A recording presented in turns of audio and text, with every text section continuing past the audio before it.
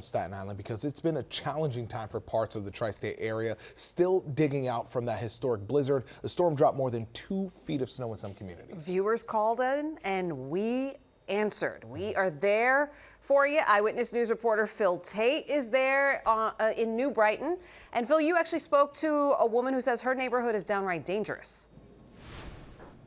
Shirley and Pedro, good morning. I just spoke with a 76-year-old woman. She told me that her neighborhood is downright dangerous. She stood on her porch. She said, how could they do this to us? She said that she struggles with asthma. Her and her husband came outside to make sure that their property was clear. But she is left in question this morning. If there was an emergency, what would she do? I'm even walking through this snow this morning, and it can be challenging. We know that Staten Island got hit with about 29 inches of snow. She's scratching her head this morning because she says also her neighbors who live just 2 doors down, they spend a lot of time at a medical facility. She said there's been no plow that has come to this street at all, and she wants the city to do more. You could hear the emotion in her voice as she spoke with us this morning, because she says even just getting down this hill with a cane, as well as for her elderly husband, that this is a major issue. I asked her if she had an opportunity to speak to the mayor. What would she say? Take a listen.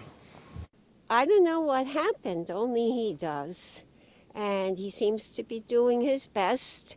I know we're not the only people in New York City, but please don't forget us here. Don't assume that, don't make assumptions about the kinds of people we are. We're people who care about other people. I am an RN. I'm going to a house where they're worse off than I am, and they need me today.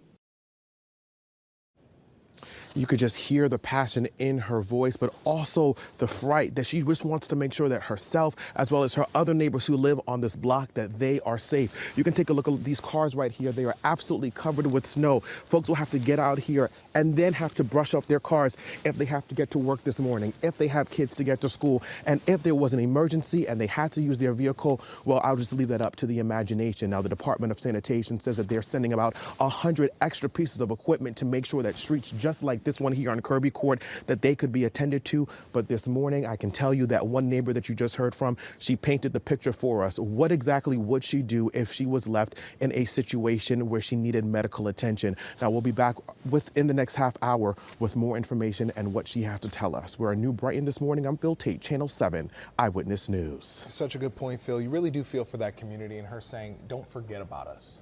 And no one wants to feel. Well, you know what? WABC is not forgetting about you. I'm so glad we have Phil there and we have Lindsay there, and they're combing the streets. Lindsay is making sure that these streets get treated.